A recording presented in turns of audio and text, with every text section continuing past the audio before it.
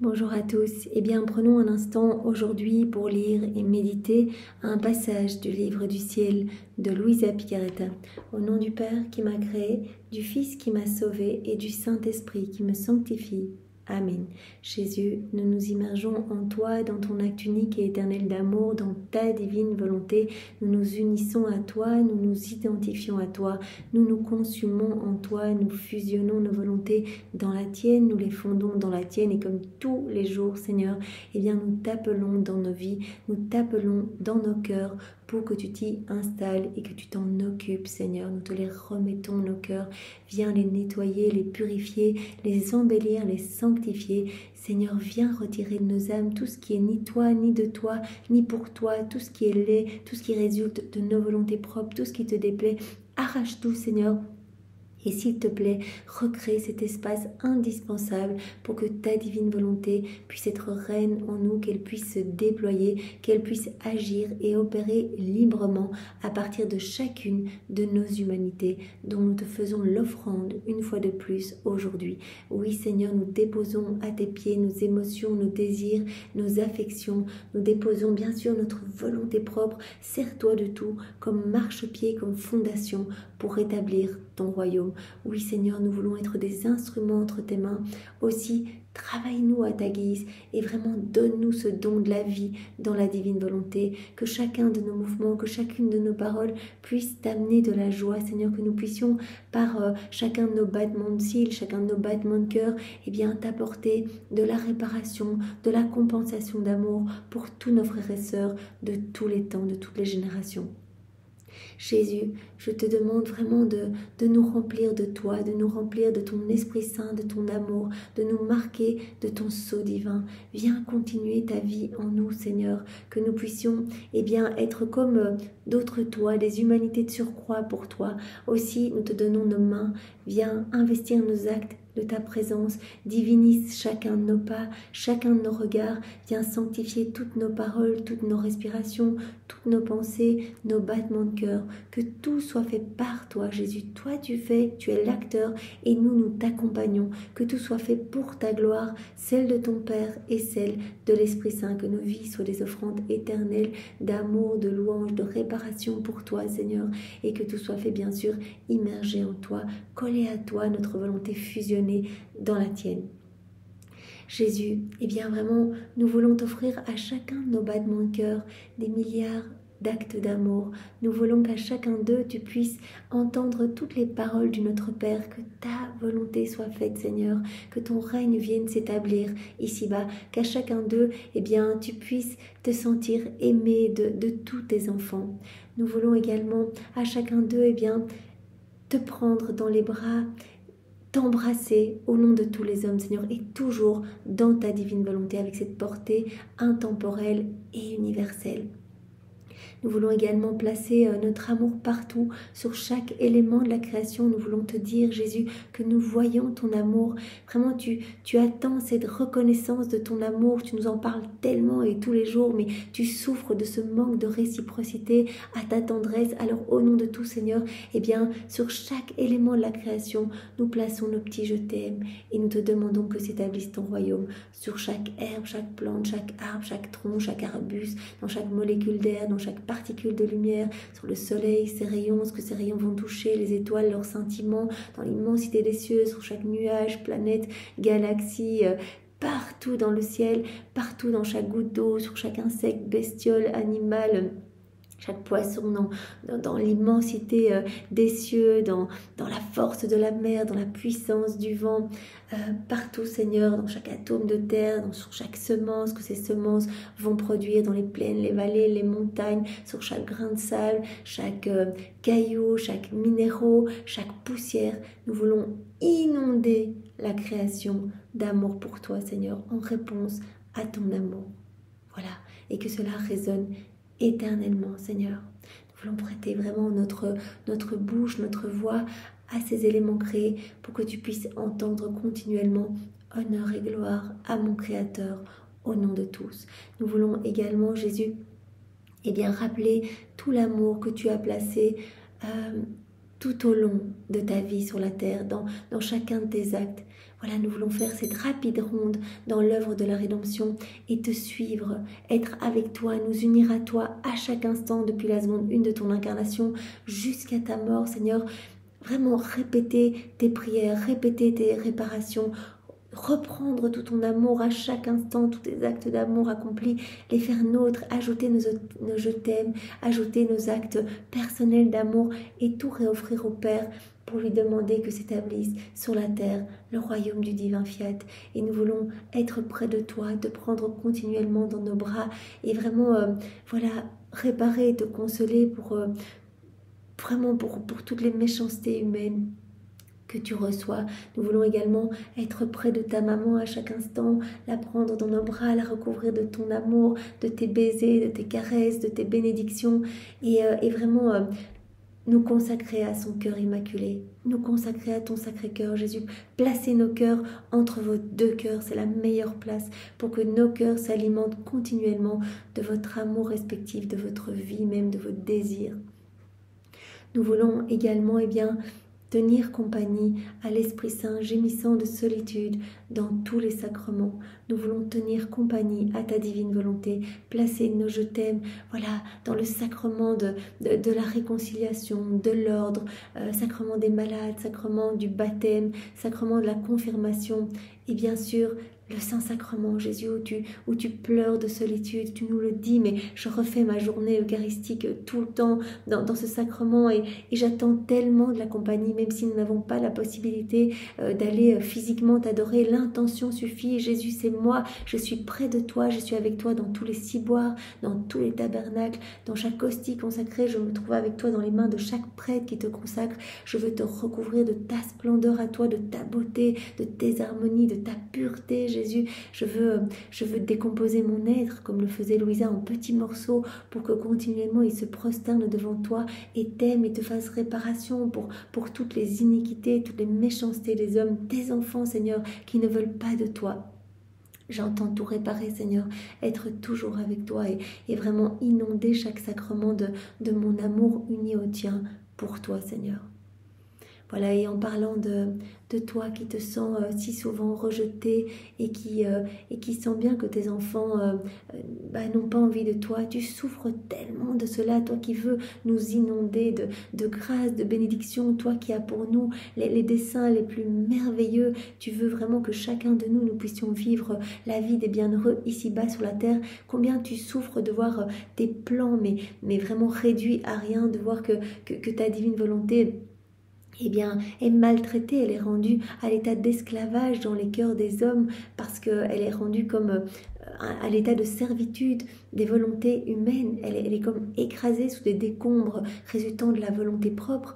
Tu souffres tellement, Seigneur, tu nous veux tellement debout à tes côtés, propriétaire de tout, comme on l'a vu hier.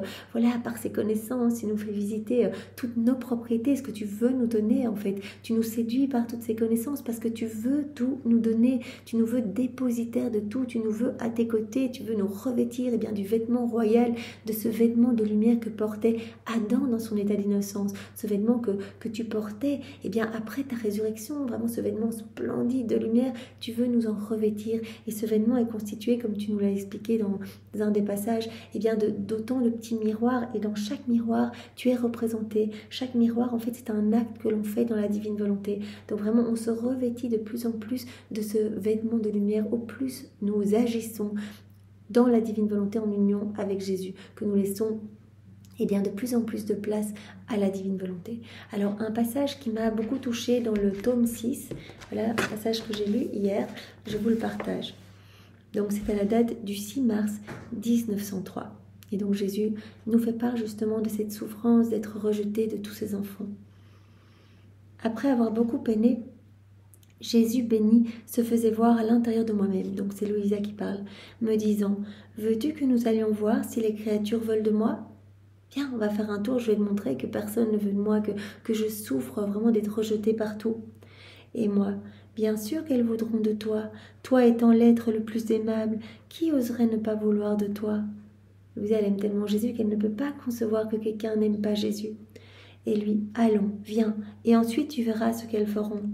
nous sommes partis, et quand nous sommes arrivés à un endroit où il y avait beaucoup de gens, Jésus a sorti la tête hors de moi et a prononcé les paroles que Pilate avait dites en le montrant au peuple. Ecce homo. Vous vous rappelez, quand voilà, Jésus a été flagellé, couronné d'épines, eh bien Pilate était vraiment indécis.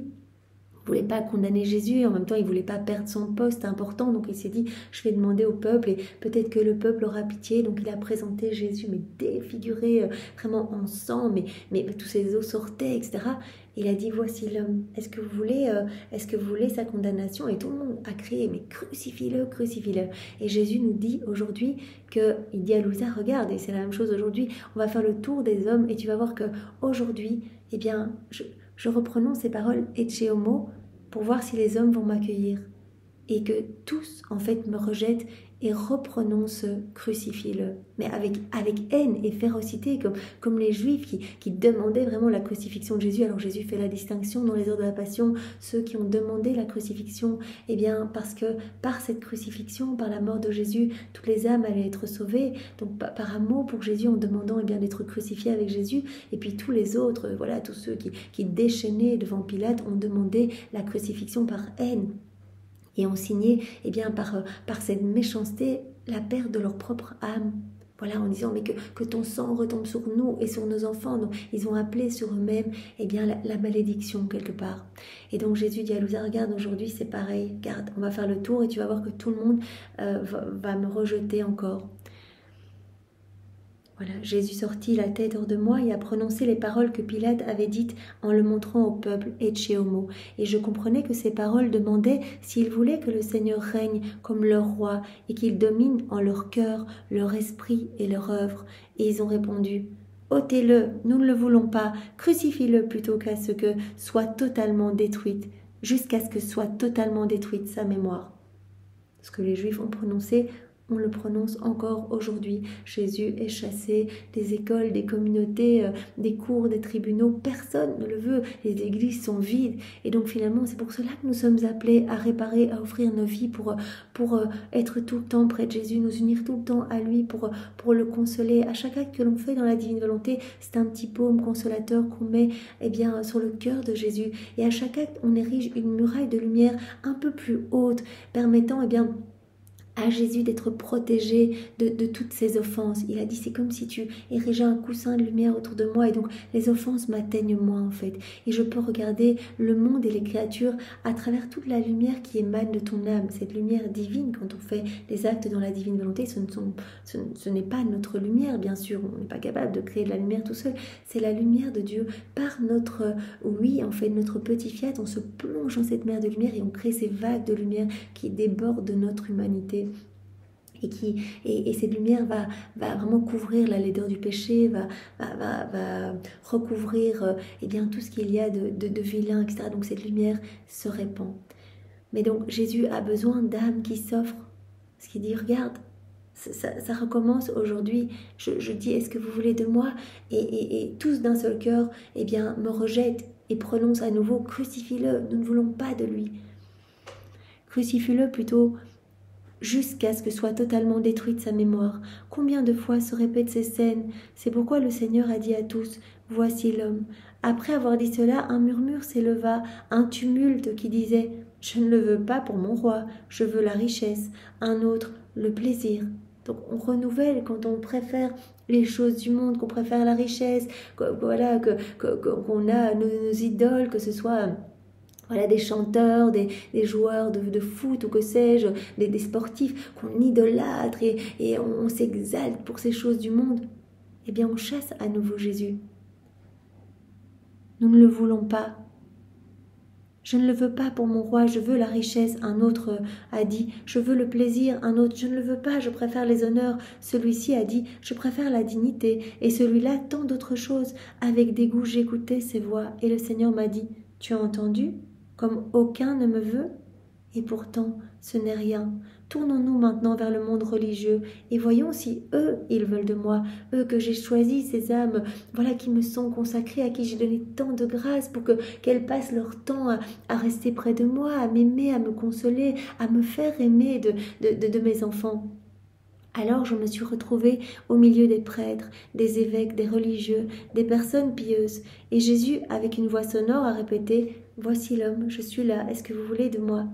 Et ceux-là disaient « Nous le voulons, mais nous voulons aussi notre confort. » D'autres disaient « Nous le voulons, mais avec notre intérêt. » D'autres répondaient « Nous le voulons, oui, mais avec l'estime et l'honneur. » Qu'est-ce qu'un religieux qui n'est pas estimé? D'autres répliquaient « Nous le voulons, mais avec quelque contentement venant de la créature. Comment peut-on vivre seul et sans que personne ne nous contente ?» Et certains arrivaient à vouloir au moins trouver du contentement dans le sacrement de la confession, mais presque personne ne le voulait, lui, tout seul.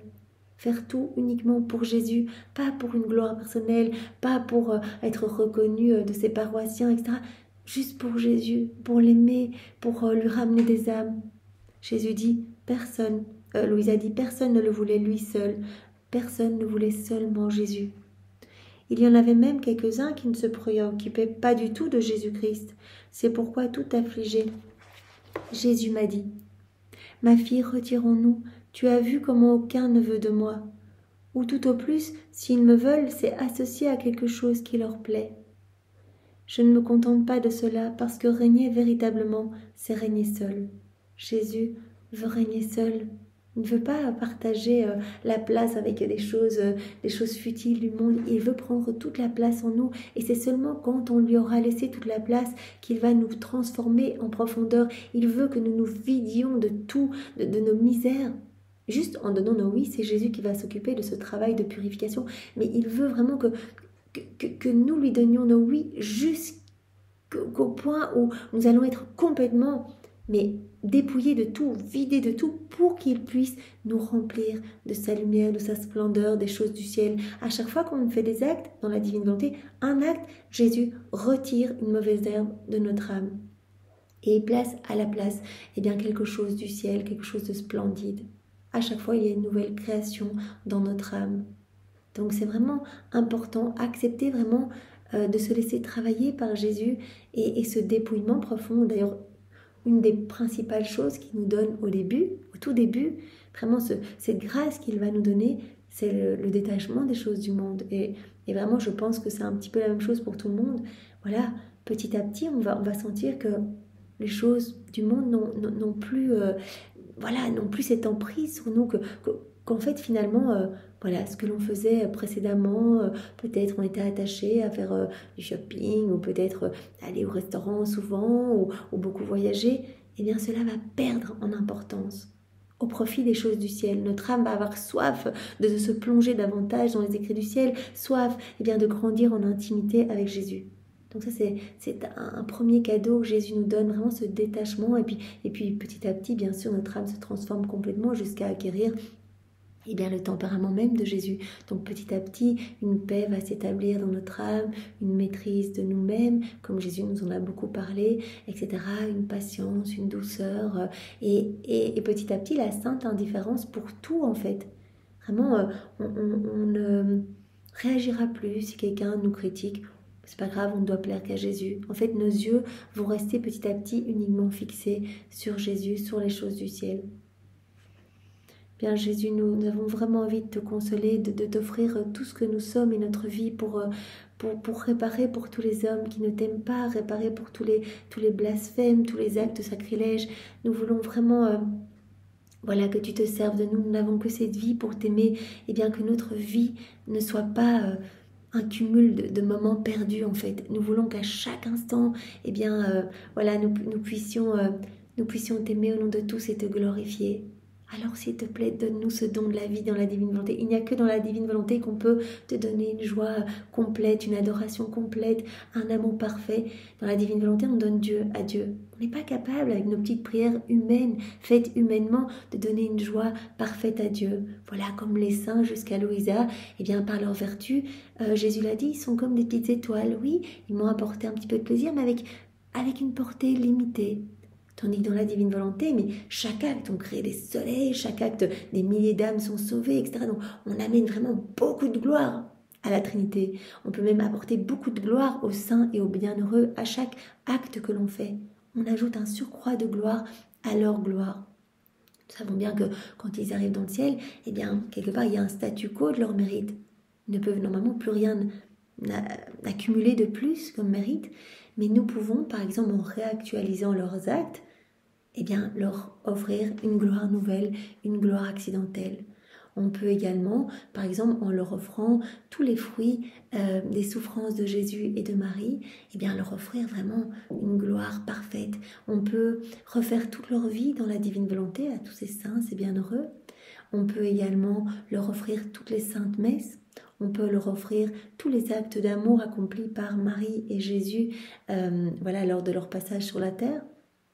Les actes d'amour que Jésus a placés dans l'œuvre de la création, dans l'œuvre de la sanctification, on peut reprendre tout et tout réoffrir aux saints, les en recouvrir, voilà, et cela leur amène vraiment énormément de gloire et de joie.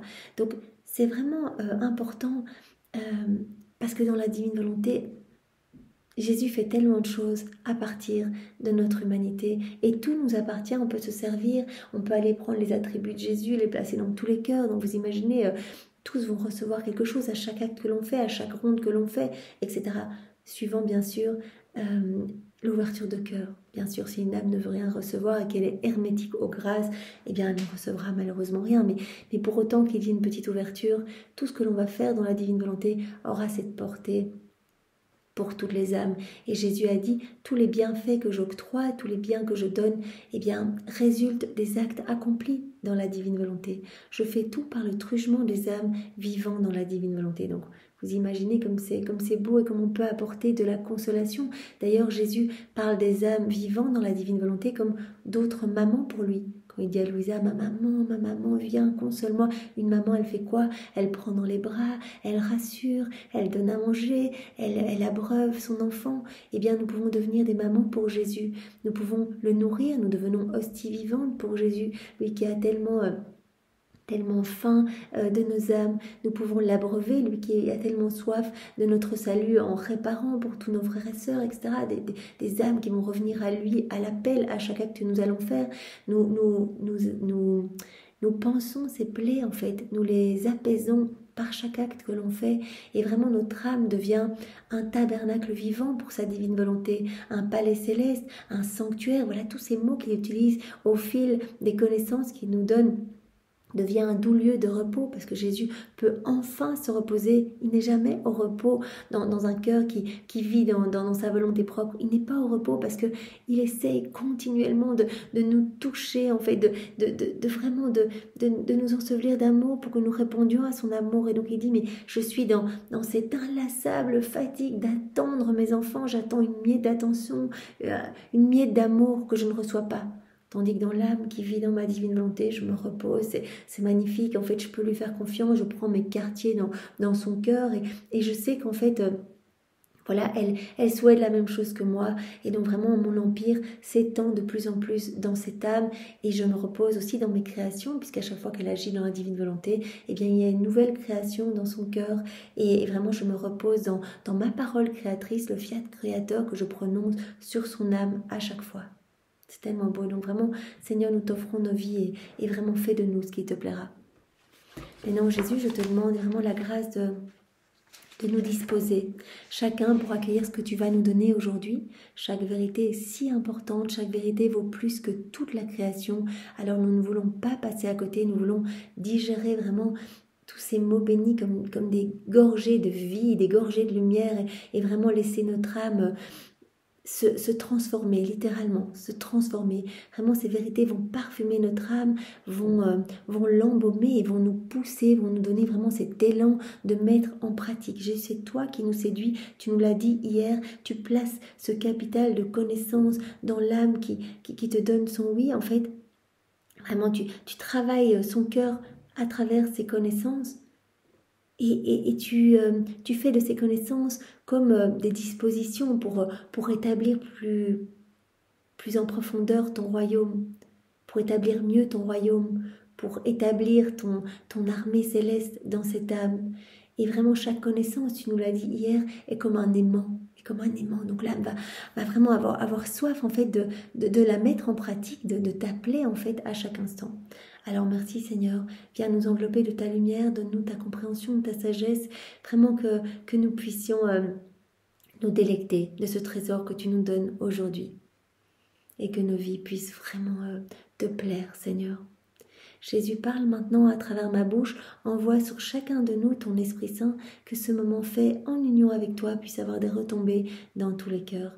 Viens, Esprit d'amour, viens, viens, Esprit Saint, viens par la puissante intercession du cœur immaculé de Marie, ton épouse bien-aimée. Viens, Esprit Saint, nous t'aimons, nous te louons, nous te bénissons, nous t'adorons, nous t'attendons, nous t'ouvrons nos cœurs. Nous avons besoin de toi, Esprit Saint. Viens, s'il te plaît, viens par la puissante intercession du cœur immaculé de Marie, ton épouse bien-aimée. Viens, Esprit Saint, visiter chacun de nous, ainsi que tous les hommes de toutes les générations. Viens visiter tous les dirigeants politiques. Viens visiter chacune des âmes consacrées.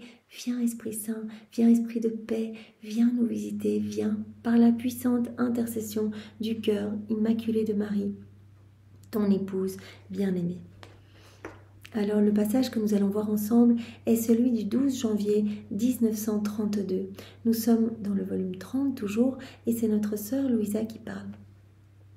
Ma petite âme continue à traverser l'interminable mer du divin fiat. Interminable mer.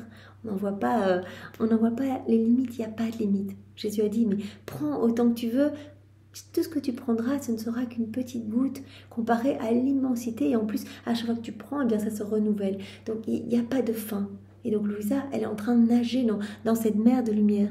Quelle surprise, après avoir l'impression d'avoir parcouru une longue route, je m'aperçois que je n'ai fait que quelques pas en comparaison de ceux qu'il me reste à faire. Le chemin est si interminable que même si je marchais durant des siècles, je me trouverai toujours au commencement. Il y a tant à savoir sur le divin vouloir qu'en me trouvant dans cette mer, je me sens toujours comme une petite ignorante, ayant à peine appris les voyelles de la divine volonté. Immergée dans cette lumière, Louisa, en fait, elle ressent sa petitesse, elle dit, il y a tant à apprendre que j'ai l'impression que je ne connais que les consonnes, que les voyelles de la divine volonté, et peut-être que j'apprendrai les consonnes dans le ciel. Et Jésus lui a dit, effectivement, je pourrais toujours te parler, te donner une nouvelle connaissance sur ma divine volonté. Quand parfois Jésus s'arrêtait de parler, Louisa disait, mais tu as terminé de parler, Jésus, ça y est, on en a terminé sur ces connaissances. Et Jésus disait, mais bien sûr que non, je pourrais toujours te dire quelque chose de nouveau sur ma divine volonté. Et donc Louisa, elle sent qu'elle prend, elle digère toutes ces vérités, mais ce n'est rien du tout par rapport à l'immense mer de lumière dans laquelle elle nage.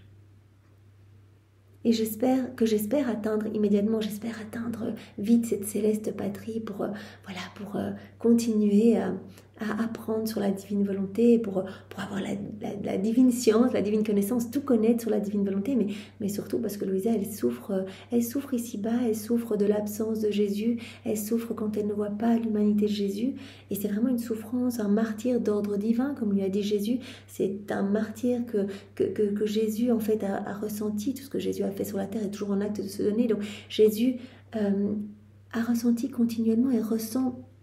En fait, les âmes se décrochaient de son cœur, on est tous câblés à son cœur et voilà, quand on ne veut pas de lui, on se décroche, on s'arrache pour aller se perdre et Jésus ressent cette souffrance de ne pas pouvoir nous prendre dans les bras. Et bien Louisa ressent cette même souffrance en fait. Jésus lui partage une petite goutte de sa souffrance, et bien pour que cette souffrance vécue en union avec Jésus puisse lui ramener des âmes. Il dit c'est la seule façon, en fait, une peine vécue en union avec moi, cette souffrance d'ordre divin que tu vis, cette souffrance immense et intense, eh bien, permet à des âmes qui sont sur le point de se perdre de revenir à moi et d'être sauvées.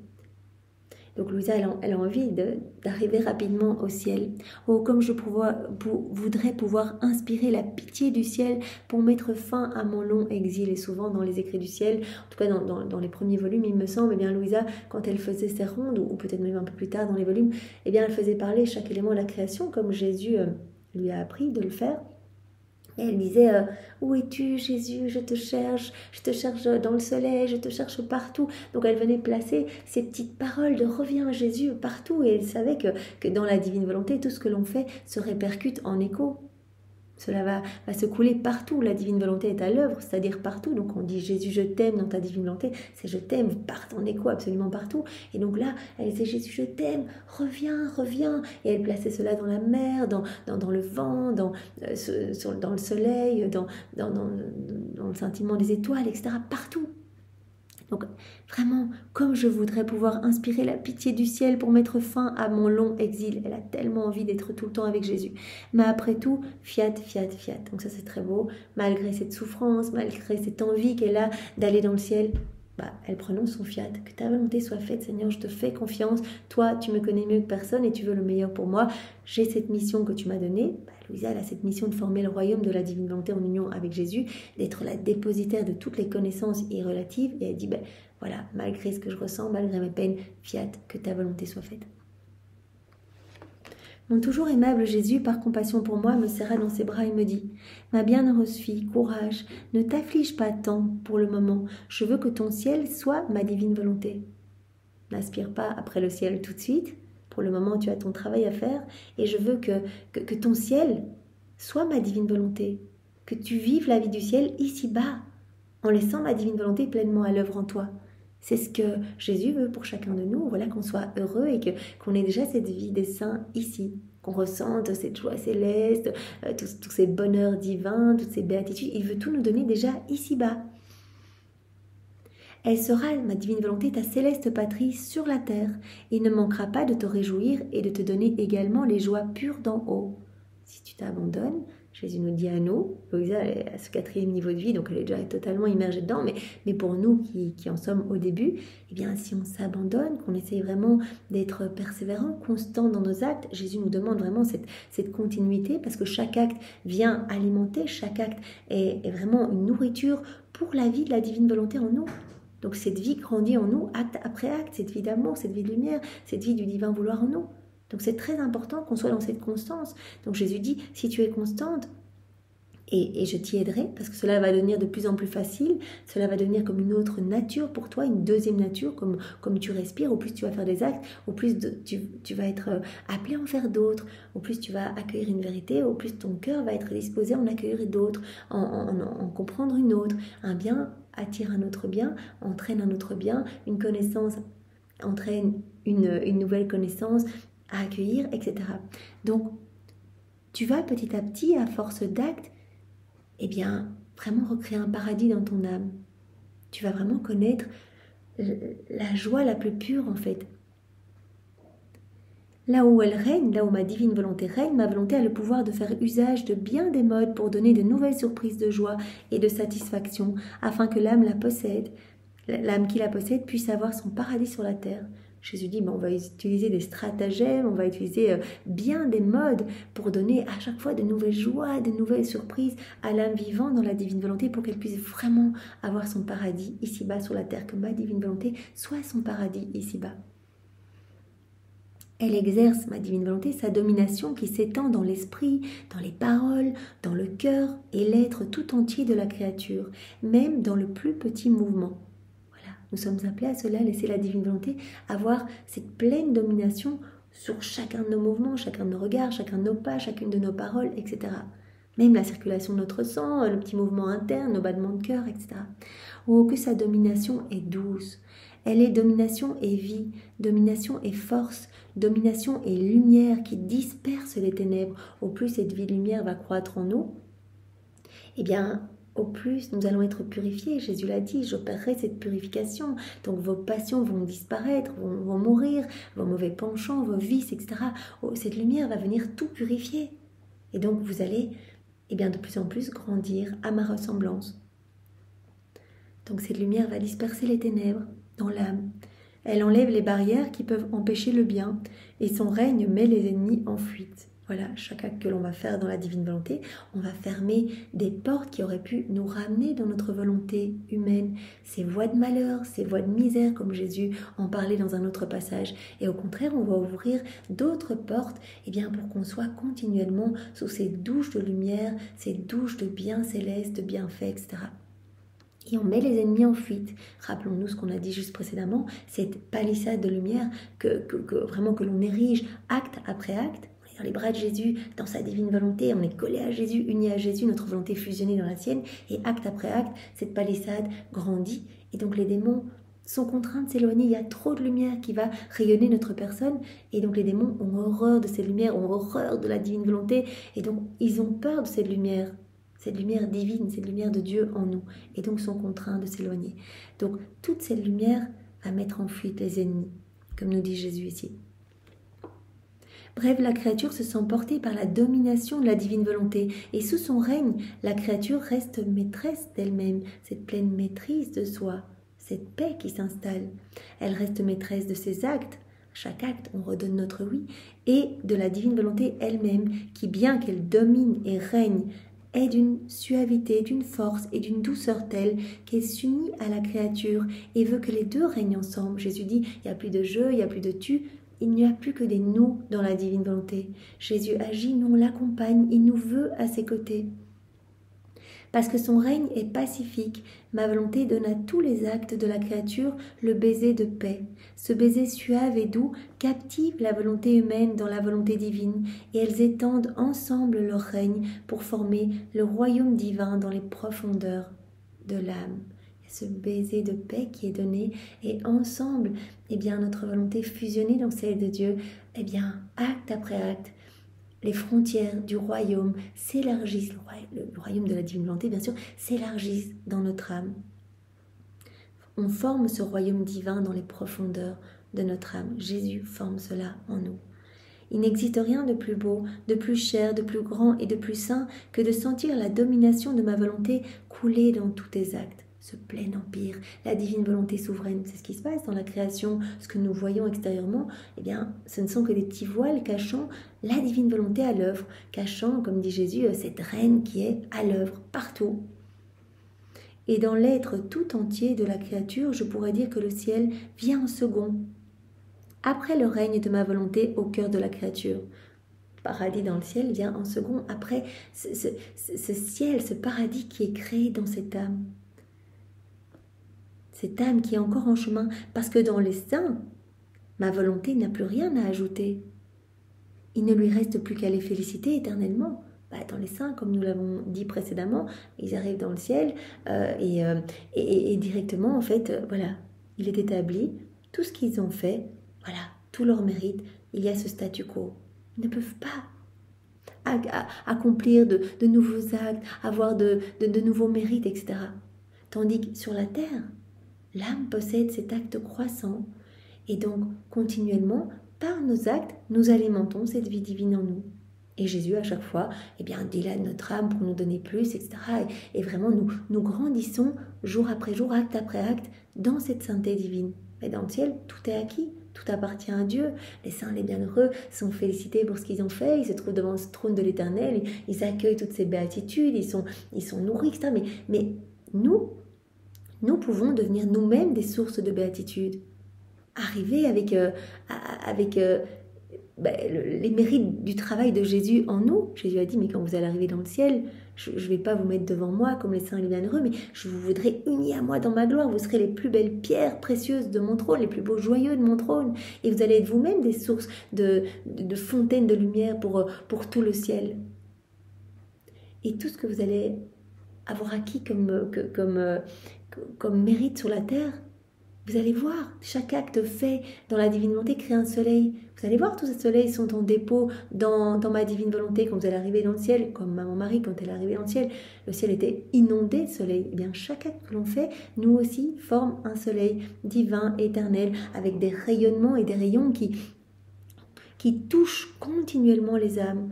Du passé, du présent, du futur. Il n'y a pas de temps en Dieu. Donc il y a des bienfaits pour toutes les âmes continuellement. Les actes d'Adam continuent à produire des bienfaits, même si Adam a quitté la divine volonté, ces actes sont encore en dépôt dans la divine volonté et continuent à produire des bienfaits. Si on a découvert la divine volonté, c'est peut-être grâce à un mouvement d'Adam dans la divine volonté, à un regard, à une respiration d'Adam, etc.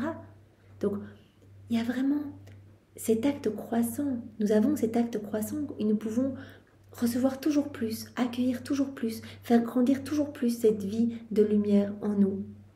C'est tellement beau. Donc il y a vraiment cette conquête pour Dieu en nous. À chaque acte que l'on fait dans la divine volonté, c'est un petit triomphe de la divine volonté en nous. C'est une victoire de la divine volonté en nous. Voilà, pour les saints, il ne me reste qu'à les féliciter éternellement. Au contraire, dans l'âme qui est encore en route sur la terre, il y a les œuvres que ma volonté peut accomplir dans l'âme. Une vie nouvelle, chaque acte est une vie divine, une vie nouvelle, qu'elle peut infuser des conquêtes nouvelles à obtenir afin d'agrandir et d'étendre encore son empire, toujours plus son empire. La domination totale de ma divine volonté dans la créature est notre victoire continue. Voilà, si on est tout en train de faire des actes dans la divine volonté, qu'on est dans cette continuité, dans cet acte continu de faire des actes, de nous unir à Jésus, eh bien c'est la victoire continue de la divine volonté dans la créature. Chaque acte qu'elle accomplit dans la créature par sa domination, c'est une victoire que nous remportons. On laisse la divine volonté agir en nous. On crucifie, on fait mourir notre volonté propre au profit de la divine volonté. C'est une victoire pour la divine volonté. Et la créature reste victorieuse de ma divine volonté dans ces actes. Et nous, eh bien, on est victorieux parce que ce royaume s'étend en nous, qu'on a de plus en plus de grâce, de plus en plus de lumière. Donc c'est vraiment, Jésus dit, mais c'est une victoire partagée. Nous, on est tellement heureux, en fait, que notre divine volonté soit à l'œuvre, soit pleinement souveraine dans la créature. Et la créature, eh bien, est heureuse de devenir de plus en plus belle, de plus en plus lumineuse, etc. Au ciel, par contre, nous n'avons plus rien à conquérir parce que tout nous appartient et chaque bienheureux a achevé son œuvre en expirant. À la mort, l'œuvre du bienheureux, du saint, est expirée, enfin c'est terminé. Il ne peut plus accumuler de nouveaux mérites. C'est pourquoi notre œuvre de conquête est sur la terre. C'est vraiment l'œuvre de conquête est ici. Conquête, voilà, pour la divine volonté qui acte après acte prend de plus en plus de place dans l'âme, etc. Pour arriver vraiment à ce plan que Dieu a pour nous, qu'on devienne des êtres pur amour, pure lumière en fait. Voilà, on ne pourra s'unir à notre Créateur que quand on sera pur amour, pure lumière. Donc à chaque fois qu'on agit dans nos volontés propres, on comprend bien qu'on crée un vide d'amour, un vide de lumière. Et ce vide, eh bien, si on ne le remplit pas ici par des actes faits dans la divine volonté, devra être rempli au purgatoire par ces flammes purgatives. C'est pourquoi notre œuvre de conquête est sur la terre, nous dit Jésus, dans les âmes en voyage. Et non au ciel, il n'y a plus de conquête dans le ciel. Tout est acquis, tout appartient à Dieu, mais ici, il y a vraiment cette conquête qui réjouit le ciel tout entier. Au ciel, nous n'avons rien à perdre, ni rien à acquérir. Lorsque ma divine volonté est assurée de sa domination totale dans la créature, elle commence à parler. Les paroles que Jésus prononce créent toujours quelque chose. La parole de Dieu est créatrice. Tu dois savoir que chacune de ces paroles est une création. Ma volonté ne peut pas rester oisive là où elle est. Et comme elle possède la vertu créatrice, elle ne sait pas comment parler sans créer. Mais qu'est-ce qu'elle crée? C'est elle-même qu'elle veut créer dans la créature. Elle veut faire étalage de ses divines qualités.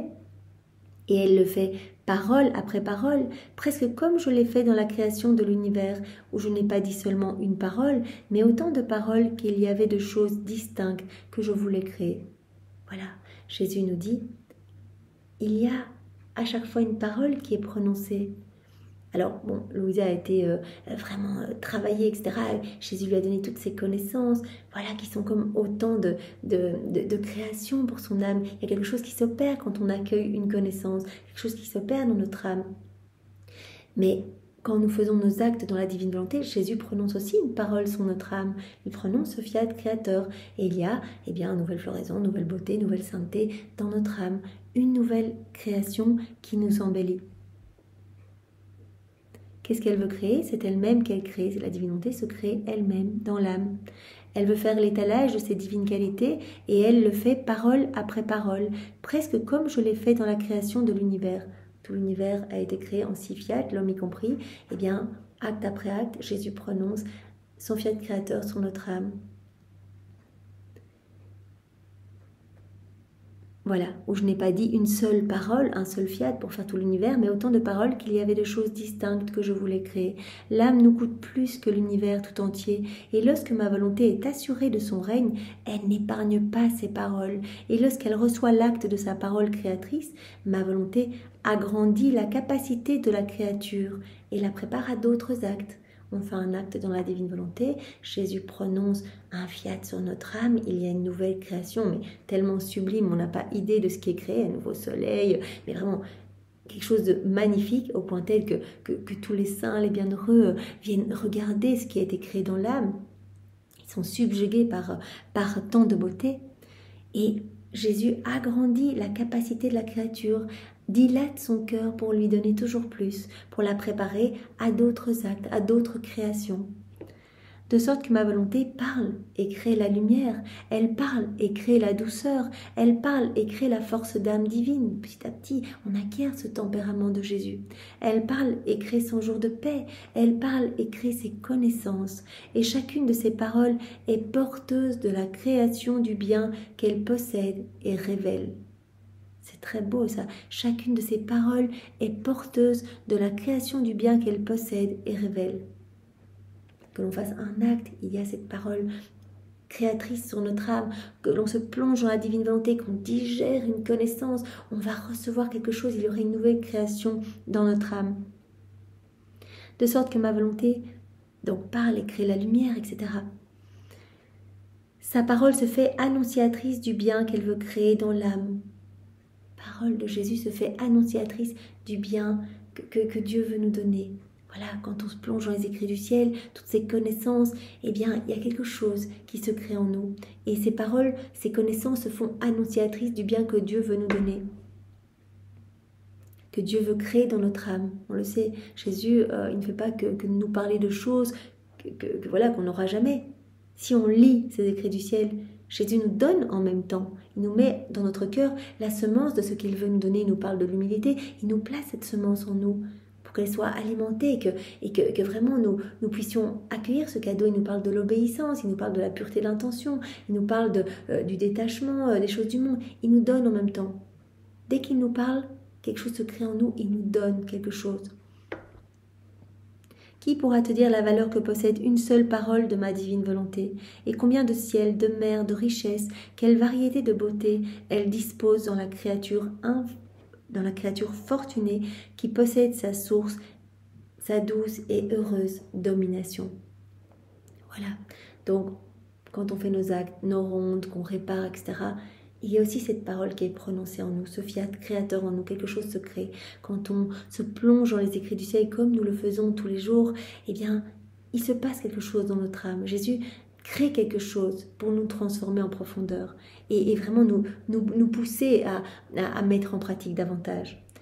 Après le travail, c'est la joie, le bonheur qui vient. Quand Jésus a parlé, a créé quelque chose dans l'âme, eh bien, il est en joie. Souvent, il se repose dans sa création, mais comme dit Jésus ici, ma volonté est par nature riche de joie innombrable. Elle veille sur la créature qui s'est prêtée à recevoir la création de ses paroles. Oh, comme elle est heureuse, car elle voit que chaque création reçue donne naissance à une joie et à un bonheur sans fin.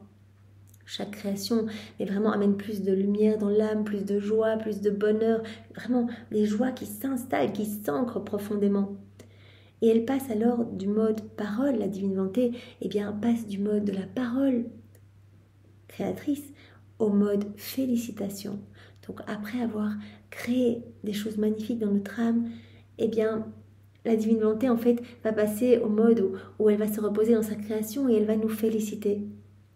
Au mode félicitation, et pour faire en sorte que la créature soit plus heureuse encore, ma volonté ne se met pas de côté, non, elle se félicite avec la créature, et pour la réjouir encore plus, ma volonté lui explique la nature et la diversité des joies qu'elle a créées dans son âme. Donc on va voir en fait, quand la divine volonté passe à ce mode de félicitation, qu'elle se repose en l'âme, eh bien voilà, on va sentir de nouvelles joies, de nouvelles beautés. En fait, c'est comme si on voyait notre vie se transformer. Elle lui explique la nature et la diversité des joies qu'elle a créées dans son âme, aussi à travers les connaissances, uniquement parce qu'elle l'aime et veut la voir heureuse. Et étant donné que les joies et les bonheurs, lorsqu'ils sont seuls, ne sont pas complets et semblent mourir, je me laisse moi-même avec toi, afin de pouvoir toujours te féliciter et préparer les nouvelles joies, œuvres de ma parole créatrice. Voilà, en fait, Jésus parle, la divine volonté parle et crée dans notre âme. Et puis il y a un petit temps où Jésus dit on passe du mode parole au mode félicitation, petit temps où je me repose dans cette nouvelle création et je dispose l'âme à accueillir en fait une nouvelle vérité, je dispose l'âme à faire un nouvel acte dans ma divine volonté, etc. pour qu'il y ait de nouvelles créations. C'est pourquoi la seule fête et le seul bonheur que nous ayons sur terre, c'est l'âme qui se laisse posséder par le règne de ma suprême volonté. Mais pour cela, il faut qu'il y ait cette domination de la divine volonté en nous, que vraiment nous puissions, nous on n'a pas grand chose à faire pour qu'il y ait toutes ces créations, toute cette lumière qui rejaillit de notre être, que notre âme s'embellisse, que Jésus vraiment y attache tellement d'importance et vraiment nous purifier en profondeur. Nous, on doit juste donner notre petit oui. Voilà, le matin, notre prière préalable, Jésus, je te donne toute ma journée, viens tout faire en moi aujourd'hui. Et tout au long de la journée, on appelle Jésus dans nos actions. Et c'est Jésus qui va opérer cette purification, ce travail de lumière, ce travail de création dans notre âme. Voilà, le seul bonheur que nous ayons sur la terre, c'est l'âme qui se laisse posséder par le règne de ma suprême volonté. D'ailleurs, cette âme, à chaque acte qu'elle fait, elle crée un sourire céleste. Ce sont les mots de Jésus, un sourire céleste sur la terre. Donc, il y a vraiment comme un point lumineux sur la terre pour chaque acte qu'elle fait. Et cela réjouit tout le ciel. Et vraiment, Marie vient appeler toute la cour céleste en disant « Vite, il y a quelqu'un de notre famille qui nous appelle. Venons nous déverser dans cet acte pour qu'il soit complet, parfait. La Trinité s'y déverse, etc. » Cet acte enclôt tout, comprend tout. Et donc apporte vraiment la joie la plus parfaite au ciel, dans le ciel, à la Trinité. C'est un acte parfait, un acte achevé. Voilà, c'est pourquoi la seule fête et le seul bonheur que nous ayons sur terre, c'est l'âme qui se laisse posséder par le règne de ma suprême volonté. C'est en elle que notre parole, notre vie et nos joies trouvent leur place. L'on peut dire que l'œuvre de nos mains créatrices est dans l'ordre où elle fut établie par notre infinie sagesse, c'est-à-dire à sa place d'honneur dans notre divine volonté. L'homme revient à cette place d'honneur, à cette place d'Adam dans son état d'innocence. Par contre, la créature qui se laisse dominer par la volonté humaine est dans le désordre, le chaos et l'abandon continu de notre œuvre créatrice. Voilà, Jésus poursuit sa création dans l'âme. Ça, Jésus nous l'a déjà dit dans d'autres mots, dans un autre passage. Dans l'âme qui vit dans la divine volonté et qui laisse ma divine volonté régner et opérer, je poursuis mon œuvre de création à chaque fois qu'elle agit, qu'elle parle, etc. Il y a une nouvelle création dans son âme, à chaque fois qu'elle se plonge dans les écrits du ciel, qu'elle le fait bien sûr dans ma divine volonté, elle accueille cela, nouvelle création dans son âme. Tandis que dans l'âme qui agit seule, dans sa volonté propre, qui étouffe ma divine volonté en elle, eh bien tout est chaos, tout est désordre. Je ne poursuis pas cette œuvre de création en elle. Elle étouffe cette vie divine en elle et au contraire, elle alimente la vie de cette passion, de cette mauvaise humeur, etc. Par conséquent, sois attentive, ma fille, et rends heureux celui qui veut ton bonheur dans le temps et l'éternité. Comme nous l'avons vu dans le passage précédent, Jésus est si malheureux que personne ne l'accueille. Eh bien, nous pouvons, dans la divine volonté, le rendre heureux, lui redonner le sourire, lui offrir nos vies, lui offrir tout ce que nous sommes pour que vraiment son royaume puisse s'établir en nous et que sa divine volonté puisse vraiment opérer librement et qu'il y ait continuellement de nouvelles créations, nouvelles beautés, etc. dans notre âme. Après quoi je continuais à nager dans la mer de lumière du divin fiat, je me sentais inondée de lumière et ces connaissances étaient si nombreuses que je ne savais pas à laquelle m'attacher, étant donné ma petitesse. Donc elle nage dans cette mer de lumière, donc la mer de la divine volonté. Tout est sublime. Hier, elle nous parlait de ces scènes ravissantes qui se déployaient sous ses yeux comme cette ronde d'éternité où elle voyait tout le travail que la divine volonté avait accomplissait et accomplirait. Elle voyait tout. Et ici, elle voit toutes ces connaissances dans cette mer de lumière. Elle dit, mais je ne sais même pas à quelle connaissance m'attacher. Tellement je me sens petite, mais tout est tellement sublime dans cette lumière. Je ne savais pas où les mettre, et elle se dispersait dans sa lumière. Je demeurais surprise et sans savoir quoi dire lorsque mon doux maître Jésus ajouta « Ma fille, ma volonté, c'est la rassembleuse de toutes ses œuvres. » Dans la divine volonté, il y a tout, comme on l'a vu hier, c'est la rassembleuse de toutes ses œuvres. Il y a l'humanité de Jésus, sa divinité, sa volonté, ses œuvres divines, ses attributs divins, ses qualités divines, toutes les joies célestes, il y a absolument tout dedans. Elle cache tout dans sa lumière, et c'est dans sa lumière qu'elle les défend et les met en sûreté. Que ne fera pas cette lumière pour mettre en sûreté la créature, la plus belle œuvre de nos mains créatrices, et pour la faire redevenir belle et éclatante comme nous l'avons créée? Quelle souffrance pour la Trinité de voir qu'on était si beau. Rappelez-vous toutes ces fois où Jésus nous parle bien, de cette joie immense au moment de la création de l'homme si beau, et son premier mot était « je t'aime » pour son Créateur. Il était vraiment tous ces mouvements, rendez gloire à la Trinité. Il était dans cette parfaite réciprocité d'amour, dans cette harmonie avec le ciel. Mais quelle joie, l'homme était si beau, Vraiment, il était mais resplendissant de la lumière divine. Et en quittant la divine volonté, il a tout perdu. Et il a commencé à se voir nu, à ressentir le besoin de s'habiller, à vraiment se laisser la vie divine n'a plus été alimentée en lui. Il a perdu la propriété de ce royaume, et tous les vices, les maux, les iniquités ont vu le jour. L'homme s'est défiguré. Et Dieu vraiment a compassion de l'humanité. En voyant l'homme si pauvre, si misérable, à supplier pour une petite grâce, à gratter le sol pour essayer de trouver une petite satisfaction, à essayer d'être dans cette boulimie des choses du monde pour essayer de remplir ce vide qu'il ressent en lui. Et ce vide, c'est normal qu'on le ressente, parce que tant qu'on n'est pas reconnecté à Dieu, on a été créé pour être unis à Dieu, remplis de Dieu. Si on ne se remplit pas de Dieu, on va ressentir ce vide énorme, cette soif d'amour en fait, qu'on va essayer de remplir par l'amour des richesses, par la soif de plus de biens matériels, etc. Mais il n'y a qu'en se reconnectant à la source qu'on va pouvoir connaître cette joie profonde. Mais quelle tristesse pour la Trinité de nous voir revêtus de haillons, en fait, quand Jésus a accepté d'être jeté dans le Cédron, dans une des heures de sa passion. Voilà, après son arrestation, il était arrêté par les soldats, enchaîné et jeté dans les égouts de la ville.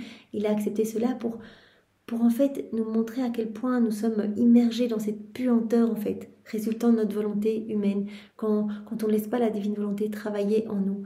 Et il a accepté d'être revêtu de tous ces excréments pour nous retirer en fait ce manteau de saleté et nous replacer vraiment ce manteau de lumière autour de nous. Donc vraiment, Jésus nous dit ici, voilà, que le plan de Dieu de toute éternité, c'est de ramener, c'est que l'homme vive dans la divine volonté. Et comme l'homme s'est écarté de Dieu, a déconnecté sa volonté humaine du divin vouloir, et bien maintenant, Dieu va tout faire. Et déjà, lors de son passage sur la terre, Jésus dit, mais tout ce que je faisais, en fait, appelait à l'intérieur, j'appelais le royaume de la divine volonté dans tous mes actes, dans tous mes pas. Je souffrais continuellement des petites morts continuelles pour refaire tous les actes de tous les hommes de tous les temps, pour les vaincre avec ma volonté humaine, pour les refaire avec ma divine volonté, pour que ces actes, soient beaux. Je réparais tout continuellement. Je vous récupérais ce royaume. Donc c'est le plan de Dieu qu'on revienne à cette place d'Adam. Voilà, ma volonté. Que ne fera pas cette lumière pour mettre en sûreté la créature, la plus belle œuvre de nos mains créatrices, pour la faire redevenir belle? Place d'Adam dans son état d'innocence, belle et éclatante comme nous l'avons créée. Ma volonté te rassemble dans son sein et te recouvre de lumière pour faire disparaître tous les maux. Quand on se plonge dans la divine volonté, Jésus l'a dit, c'est un bain de lumière qui nous purifie, qui nous embellit, qui vient vraiment pulvériser nos maux et nos mauvaises choses en nous, nos mauvais comportements. Si la créature est aveugle, sa lumière lui donne la vue. Si elle est muette, ma volonté va lui donner la parole. Par sa lumière, la lumière l'envahit de tous côtés et lui donne l'ouïe. Si elle est sourde, boiteuse, la lumière de la divine volonté va la redresser. Si elle est laide, la lumière de ma divine volonté va la rendre belle. Une mère n'en fait pas autant que ma divine volonté pour rendre belle sa créature et la restaurer. Ses armes sont de lumière, car il n'est pas de puissance que la lumière ne contienne pas et de bien qu'elle ne possède. Que ne ferait pas une mère qui a donné le jour à un bel enfant, qui l'enchante par sa beauté et le voit par malheur devenir aveugle, muet, sourd et infirme?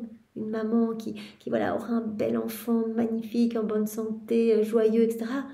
Et puis cet enfant devient par la suite muet, sourd, aveugle, mutilé, en haillons, amaigri, pauvre, etc. Mais quelle souffrance pour la maman. Elle ferait tout pour essayer de rendre son enfant à nouveau beau, etc. Mais pour une maman humaine, cela n'est pas possible. Mais pour la divine volonté, qui vraiment nous a vus sortis de son sein beau, resplendissant, elle est prête à tout déployer, tous les stratagèmes d'amour pour nous ramener vraiment à cette beauté originelle. Voilà, donc cet exemple, c'est une maman qui voit son enfant, voilà, devenir aveugle, muet, sourd, infirme, pauvre maman. Elle regarde son enfant, elle ne le reconnaît plus, comme Dieu ne nous reconnaît plus aujourd'hui. Elle voit son œil éteint qui ne voit plus, sa voix argentée dont l'appel faisait tressaillir de joie sa maman. Elle ne l'entend plus, ses petits pieds qui couraient pour aller se blottir dans son sein se traînent maintenant avec peine. Cet enfant est pour la pauvre mère la plus déchirante des douleurs. Et que ne ferait-elle pas si elle savait que son enfant pouvait redevenir ce qu'il était ? Elle mettrait pour cela le monde entier sans dessus-dessous, et il lui serait doux de donner même sa propre vie pour que son enfant retrouve sa beauté première. Mais pauvre mère, il n'est pas en son pouvoir de redonner cette beauté à son cher enfant. Pour une mère humaine, c'est pas possible. Mais si ça lui était possible, elle donnerait même sa vie, elle remuerait ciel et terre pour que son enfant retrouve sa beauté première. Il n'est pas en son pouvoir de redonner cette beauté à son cher enfant, et ce sera à jamais pour elle une souffrance et une épine très douloureuse qui traverse son cœur maternel. Tel est l'état de la créature qui fait sa propre volonté. Elle s'est enlaidie, elle a tout perdu, elle rampe, elle est en haillons, elle est sale, elle est misérable, elle se perd, elle accroît jour après jour une vie de ténèbres en elle, elle a étouffé cette vie divine dans son cœur, etc. Elle est aveugle, muette, infirme. Notre volonté se lamente et verse des larmes, de lumière ardente.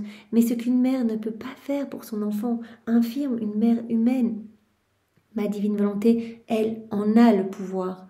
Plus qu'une mère, ma volonté mettra à sa disposition ses capitaux de lumière. La divine volonté va mettre à notre disposition ces capitaux de lumière. Jésus nous a dit hier, je vais placer dans votre cœur tous ces capitaux. Ces capitaux de lumière sont les connaissances que Jésus nous donne. Tous ces capitaux de lumière pour nous séduire. On ne peut pas désirer ce qu'on ne connaît pas. Donc au plus on va se plonger, au plus on va désirer ce cadeau et on va mettre en pratique. Et dans cette mise en pratique, on va reprendre la propriété, la possession d'absolument tout. On va faire grandir cette vie divine, etc. en nous. Plus qu'une mère, ma volonté mettra à sa disposition ces capitaux de lumière, ces connaissances, qui ont la vertu de restituer tous les biens et toute la beauté de la créature. La divine volonté tendre mère, qui aime avec vigilance le travail de ses mains, plus qu'un enfant très cher, qui aime avec vigilance le travail de ses mains, que plus qu'un enfant très cher elle a mis au monde, mettra sans dessous non seulement le monde entier, mais tous les siècles, afin de préparer et de donner les puissants remèdes de lumière qui ravivent, transforment, redressent et embellissent.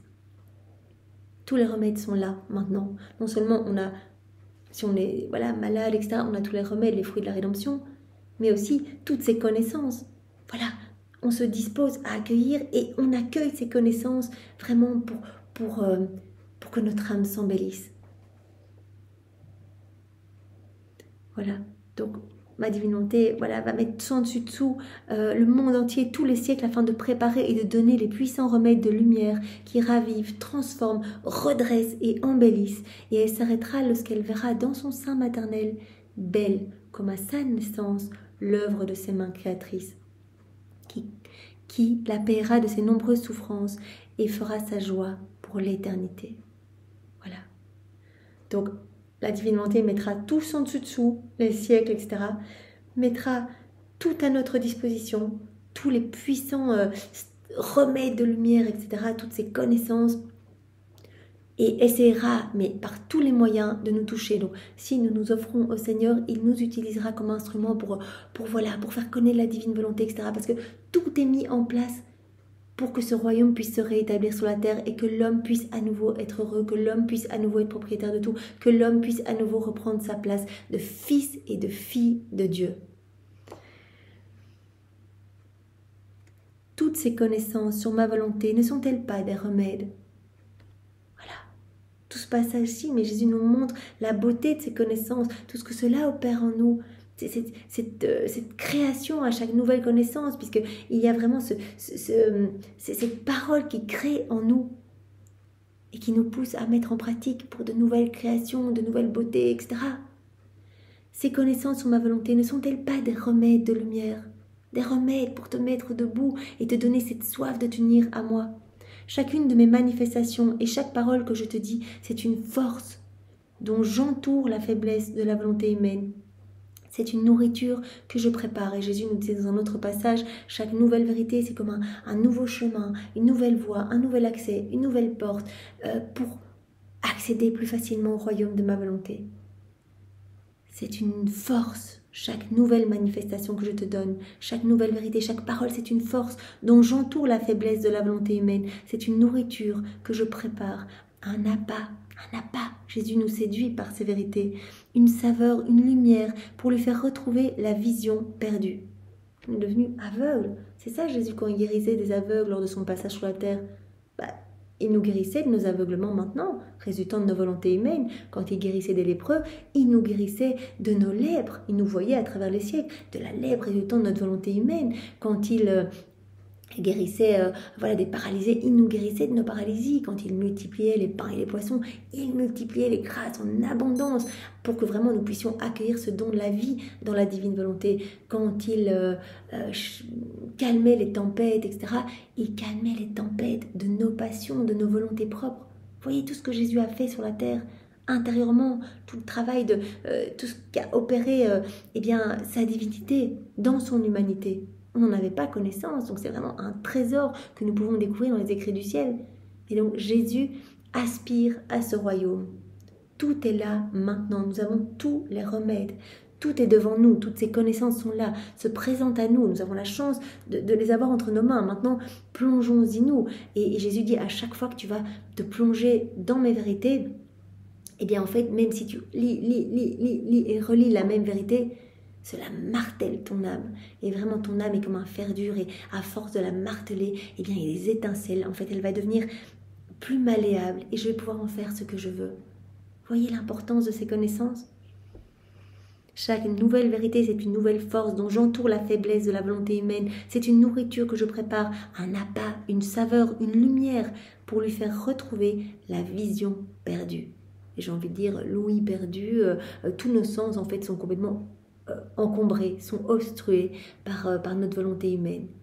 Et donc vraiment, au plus nous allons lire, mettre en pratique, etc., au plus nos sens vont se dégager et on va voir l'amour de Dieu partout et on va y répondre. C'est ce que Dieu attend, qu'on réponde. L'homme a été créé pour être un exutoire de l'amour de Dieu, pour tenir compagnie à Dieu, pour répondre continuellement à cet amour divin. Par conséquent, sois attentive et ne perds rien de ce que ma volonté te manifeste, parce qu'en son temps, tout servira et rien ne sera perdu. Ne perds rien, Louisa. Même si pour toi, cela te paraît peut-être une vérité que tu connais déjà ou que tu as déjà bien maîtrisée, bien digérée, mais pour d'autres suivront après toi, ces petits maillons après toi, ces enfants de la divine volonté. Et peut-être que pour toi, cette vérité ne te semble pas importante, mais pour d'autres, cette vérité-là va percuter telle âme. Et je sais exactement quelle vérité va toucher quelle âme. Donc c'est vraiment magnifique. Donc nommez rien. Jésus le dit souvent à Louisa, nommez rien, écris tout. Et quand Louisa était découragée par moments, Jésus disait, vaut mieux un petit peu écrire que rien du tout. Écris, écris, écris. Et c'est jamais Louisa qui écrit toute seule, bien sûr. Jésus écrit d'abord en lettres d'or dans son cœur, et puis il lui donne cet enseignement oralement, et puis il l'aide à écrire. Donc Jésus a dit, chacun de ces mots est béni, tout m'appartient. Chaque vérité est une partie de moi que je bénis.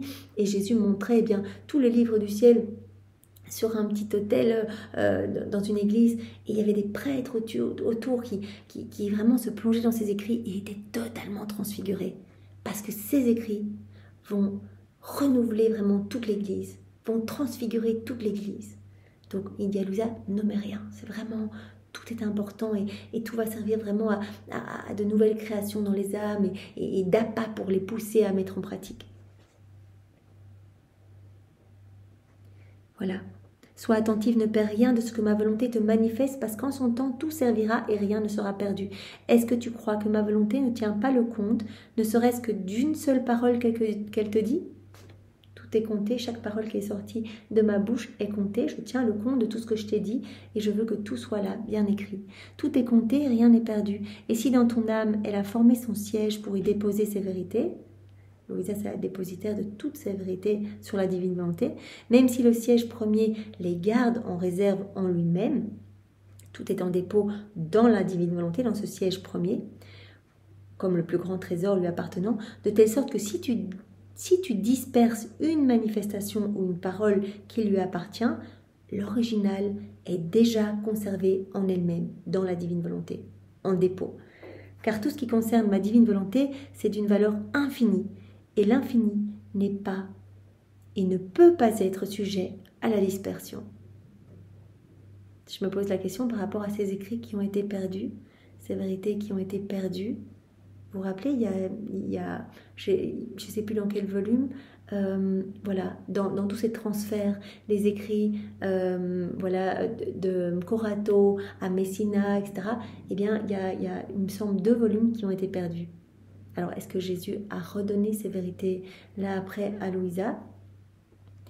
Il me semblait qu'il avait dit dans ce passage relatif à la perte de ses écrits qu'il allait s'arranger pour redonner ses vérités. De toute façon, tout était en dépôt en Louisa, tout était en dépôt dans la divine volonté, et donc il allait s'arranger pour les redonner, ces vérités. Mais voilà, à vérifier. Voilà.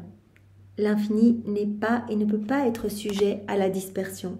Il conserve au contraire jalousement ses vérités dans les divines archives. Voilà, tout est là, archivé, et rien, même si cela se perd au niveau humain, tout est là dans ces divines archives, en dépôt dans la divine volonté, et vraiment peut-être que si des vérités ont été perdues, elles seront redonnées, peut-être par le biais d'autres personnes. Par conséquent, apprends-toi aussi à être jalouse et vigilante et apprécier ces saintes leçons. Et à apprécier ces saintes leçons. Chaque vérité est si précieuse. Voilà, dans tout ce passage que Jésus nous a donné, il a vraiment mis le doigt et accentué le fait que chaque vérité est vraiment une création dans notre âme qui nous pousse à faire nos actes dans la divine volonté, à alimenter donc par là même cette vie divine. Et chaque acte est une vie divine à lui tout seul, un acte complet, parfait, qui